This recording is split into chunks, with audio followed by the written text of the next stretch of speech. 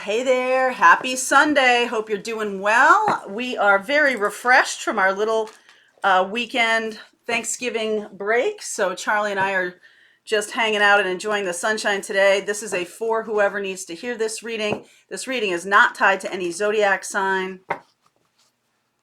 So keep your eyes on the channel. One thing I will say to you, we are doing some things differently moving into December, and then again into 2021. This is sort of a ramp up to 2021. This month, December, as we're getting into December, I'm going to be doing on Fridays those noon lives. We are going to be doing predictions for 2021. I'm going to do air, fire, earth, water for 4 weeks. I'll do one of those each week, and we'll look forward to predictions for 2021. We'll talk astrology, we'll talk tarot, obviously. Today, speaking of astrology, today I want to talk about the full moon eclipse in Gemini happening on November 30th. I'll be talking more about that. The morning message for Monday is going to be really that reading. But the energy is really strong. And it is, in my view, this is, most full moons are about purging energy and about letting go of things, surrendering, allowing, all of that. This is really about clean slate. And this is big picture stuff because we're moving into 2021. And this is about clearing the decks.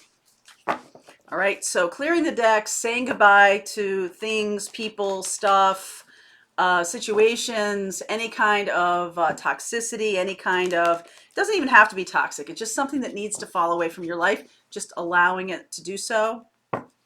And Gemini is the sign of communication, so there can be some conversations that happen, that need to happen. All right, and to just let some things go, but not without speaking them out loud, okay? All right, so let's see where we go here for you guys, for whoever needs to hear this message. All right, exchanging gifts. Time for a nap. You know, that's right. Time for a nap, poised. So this is definitely a time when sort of looking at things that have been happening over the past year and, finding little things to be grateful about, finding little gifts. Even in 2020, I can see where, 2020 might be one of those things where we all go like, oh God, 2020, right? Like that. But I also feel like there have been some gifts in the midst of all of the, tumultuous, and a lot of people have had some really hard times and all of those things. What are the gifts? Can we focus on what are the things that we are taking away from 2020 that are going to inform our future, going to have us be more grateful about things or be more resilient or something along those lines? Right now, currently, this is just a time to assess, right? A time to it is a time to rest, because I do feel like 2021 is going to be amazing in the sense that there's going to be a lot of change. So however you want to look at change, again, I think that's another gift of 2020. When I go back and look at some of the things we said about, hey, we're going into a new year, yay, yay, yay. And I think for some people, the year was good. For some people, the year was tragic. For some people, the year was tumultuous, all of the above, right? Rarely is anything all good or all bad. So I'm just going to challenge you to look back on 2020 and give yourself the gift of how have I come through 2020 and become more myself, more importantly, more ready, okay, or more able to handle things, more nimble, more well-adjusted, more like no big deal, like don't sweat the small stuff, whatever it's been. I'm gonna ask you to reflect on those things in this, in just maybe even a day. Doesn't even really, when we get into the holiday season, sometimes people take time off, or you have a chance to, really spend some time on your own. Walking in nature or something like that. I'm getting that. So let's see where we go here. Let's see where we go. There will be an extended for this reading if you like. If this resonates for you, I will keep going. So the link for that is below in the description box. The December 2020 readings are being put up in Patreon. We're going to be doing some shifts around Patreon too, so I'll let you know what's going on here. All right, so underneath is the Queen of Cups, Five of Wands, Three of Wands, Hanged Man, Fool, Seven of Cups, interesting, Death, Ace of Swords, Chariot, Six of Cups. There has been something that you've been doing, saying, feeling that is holding back a reconnection. Okay. And it's okay. Like, don't get yourself like, oh no, I've been resisting. It's okay. All right. It was necessary. It was something that, and if this may still be in the future for some of you, for a lot of you actually, that there's a time needed to reassess some things. And so by doing that, you may be requiring some alone time in order to understand, what's truly ahead of you. I can feel a little bit of this eclipse energy, the November 30th, and then again on December 14th, the solar eclipse there in Sagittarius.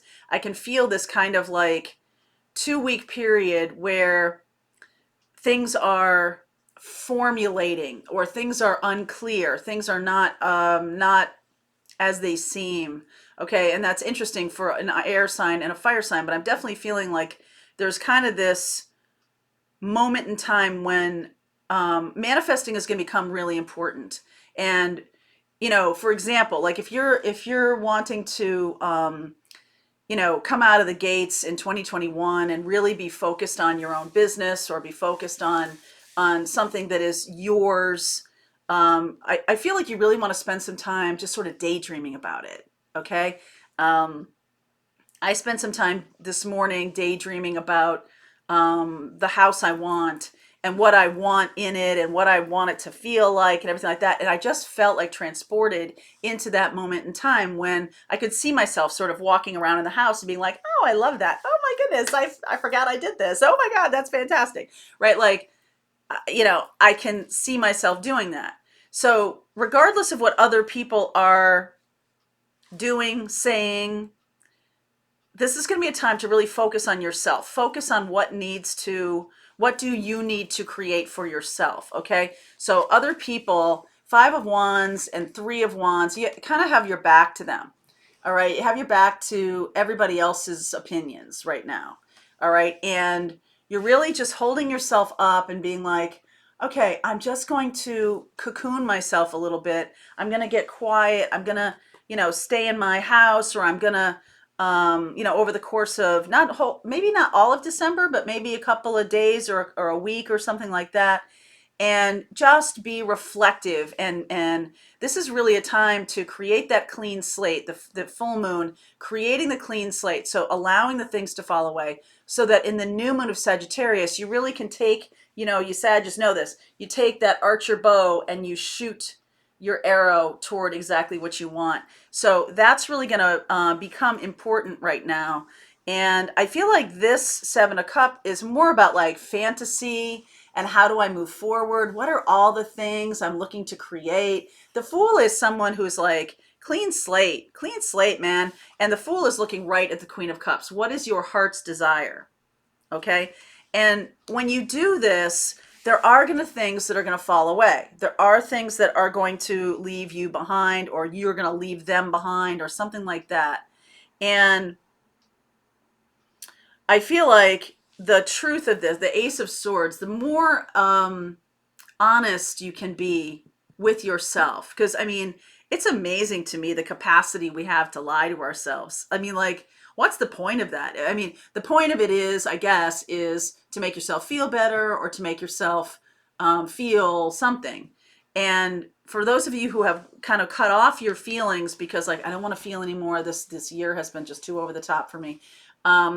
I feel like you're getting the clue that heart's desire, Cancerian energy, is about the moving forward in authenticity.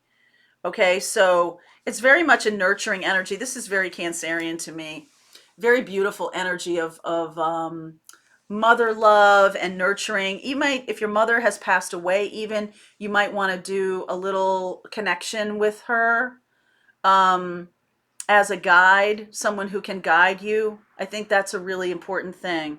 And so this chariot energy and the 6 of Cups, this is almost like you're moving away from something that's childish, but yet childish and childlike. The cool part of child is this ability to just create out of nothing, create stuff out of whole cloth. Like you go out and you play a game and you guys come up with the rules and everybody, and you do it and you enjoy yourself and you have fun, you lose track of time. You're creating collages. I used to do this on my bedroom walls. I used to create big collages, and it was so fun. I would just get lost, and all of a sudden it'd be like dinner time and I'm like, where did that day go? And so I feel like that kind of experience, this dreaminess, I'm going to say this is dreaminess. Okay, this is more Neptunian. This is more, and digging down into your soul. Like, what is your soul purpose? What is your soul's path? What do you really want to create? What are you interested in creating? And I feel like that's going to bring in someone who is in alignment with that, okay? Because you may have been too much, like, for example, the people, especially those of you, and you know who you are because we've been talking about this for 3 years, those of you who have had in the past really toxic relationships, family, friends, lovers, husbands, wives, whatever, children, whatever, um, that's really going away now. Okay, those toxicities are going away. It's almost like in the light of authenticity, they can't survive. Okay, so you're releasing and letting go. You're just allowing it to happen. I'm just gonna hang here and just let it happen. Whatever wants to go away.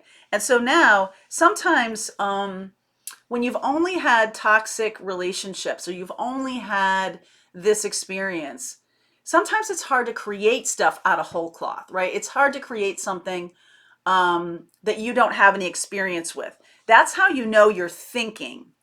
Your thoughts and your thinking, well, let me just say this. Your thinking, maybe not your thoughts, we'll get back to that in a second, but maybe your thinking can only create what you've already experienced.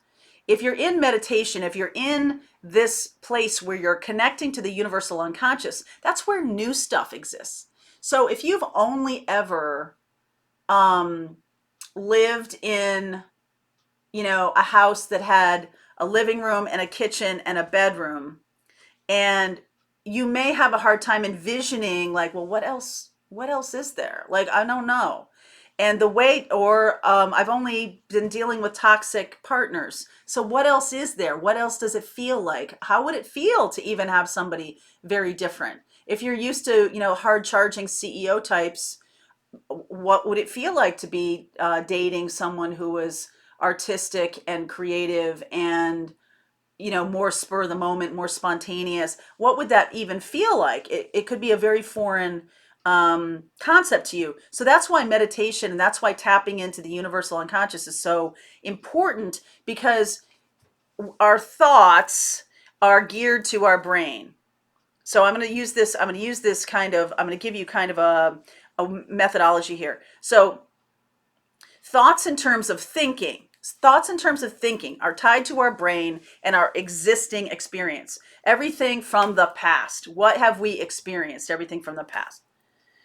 Thoughts based on feelings and based on, this meditative connecting to something bigger than yourself, that can bring in experiences that we have not had yet, right? And when we're talking about, I'm talking in a very 3D timeline kind of fashion where there's a past, a present, and a future, but in reality, everything exists right now. So can you tap into that feeling? Because feelings are your guidance system. Can you tap into the feeling of what it would feel like to have a partner, regardless of CEO or creative type or whatever, regardless of that? a new experience of relationship than what you had before. So if you had somebody who was very controlling, what would it feel like to be in a relationship and you felt free?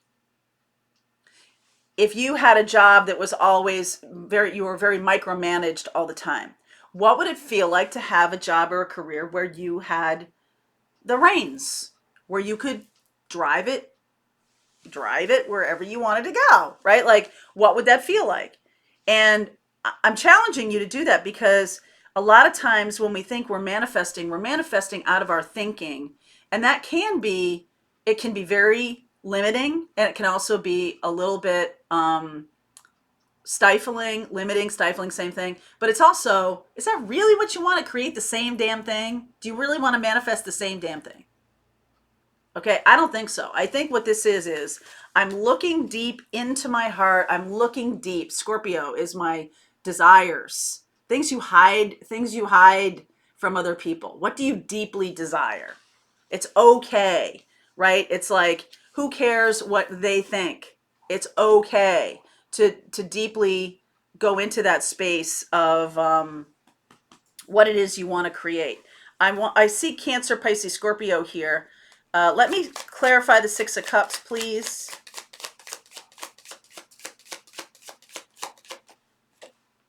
Six of Swords. Wow. Six of Swords, King of Swords, 10 of Cups. Are you freaking kidding me? And then underneath is the Devil energy. This is the thing. So moving forward, I do feel like, so we're talking Cancer, Pisces, Scorpio, seeing the future, Devil energy. Okay, so if you look at this, the Chariot, the Death, the Fool are all going toward the Queen of Cups. That's all going towards heart's desire. But it is still looking back. It's still looking back this way. So when I asked about the Six of Cups, that's looking to the future. That's looking that way. And what I see is that this is the thoughts. This is the King of Swords, who has a clear vision of what they want for the future. It must be based on heart, though. Things you have felt, feelings you have felt, and feelings that you want to create again in something that's more like 10 of Cups. What would that feel like? And right when I do that, I see this Devil energy. And I feel like a lot of you are very limiting in how you're letting yourself manifest, because you don't know. Okay, or there's a lot of limiting here. Maybe I don't feel good enough, or self-worth, or self-doubt, or cynicism, or skepticism, or worry, or any of those things that shut down your ability to manifest. They all shut down your ability to manifest.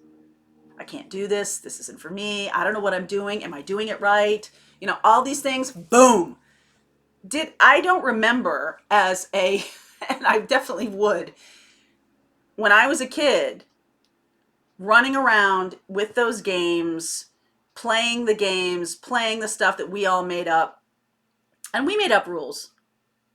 But if we were part of the creation of the game, no one ever looked at me and said, am I doing this right? Is this correct? Am I doing this right? No one ever did. If somebody new came in from outside and was listening to the rules and wanted to make sure that they were playing the game, yeah, that would happen. But when you create something, there is no, am I doing it right? Okay? Even with the channel and things like that. Whenever I want to create, whenever I want to really be sure I'm sort of tapping into my guidance system and everything like that, and I just go ahead and do things. I go ahead and do things that are tapped in. I feel tapped in. And the interesting part of that is, whether they're a success or failure is not necessarily always the yardstick of how important that was for me to do. And I think when you're a kid, it's more about the being in the energy of the play, being in the moment, being in that. And I feel like that's sometimes when people grow up, they lose their ability to play, for sure, but they lose their ability to just be doing things with reckless abandon. It's more or less like, am I doing this right? Am I going to get an A on this? Am I going to get a gold star? And I'm like, who's giving you the gold star? Right? It really is about letting yourself be free. And I feel like this moving toward a situation where you're really creating the future, okay? Based on feelings, you can visualize the future. King of Swords sees the future. So even though these are thoughts, right? Thoughts based on feelings, thoughts based on what do I want to create? And all of these things can bring up, oh, it's bad. Oh, it's not good. Oh, I don't know if I can create this. Skepticism, cynicism, manifesting doesn't work. Blah, blah, blah, blah, blah. I don't deserve love. All these things. Okay. So instead of allowing yourself to be deluged in that, the childlike energy of the Six of Cups is really where you want to go, which is like, wouldn't that be cool? Wouldn't that be amazing? And stop there, right? Like just let yourself be, remember what it felt like. Wouldn't that be cool? So I was looking to buy a house and everything like that, and none of that has panned out. And so I'm thinking about building something, and I'm going through and I'm looking at Pinterest. I'm just like fantasizing and I'm like, oh my God. And I came across this thing that was about secret rooms. Like you can, behind a bookcase, you can make like secret. I'm like, oh my God, wouldn't that be fantastic? And I just like, woo, it made me feel just so adventuresome and like, oh, wouldn't that be fun? Oh my God. When I was growing up, my friend Callie and her sister had a little secret room in her bedroom, and we would always sneak in there, and it was so fun. And it was just this magical feeling. And so I did have that experience. So if you can tap into that feeling of like, oh my God, wouldn't that be amazing? And try to stay in there as you're like playing and being creative. That's how you're manifesting. That's how you're manifesting love. That's how you're manifesting everything. Okay. So I'm going to continue on with this reading. I'm going to take a look at Aquarius, Cancer, Pisces, Scorpio. I see Capricorn here. So let's take a look at all these things. I'll get you some advice. I'll see where you're going here. But that is kind of like the childlike, poised for the future, kind of, for whoever needs this message. All right. Okay. Link is below if you want to continue on with me. I'll see you over there.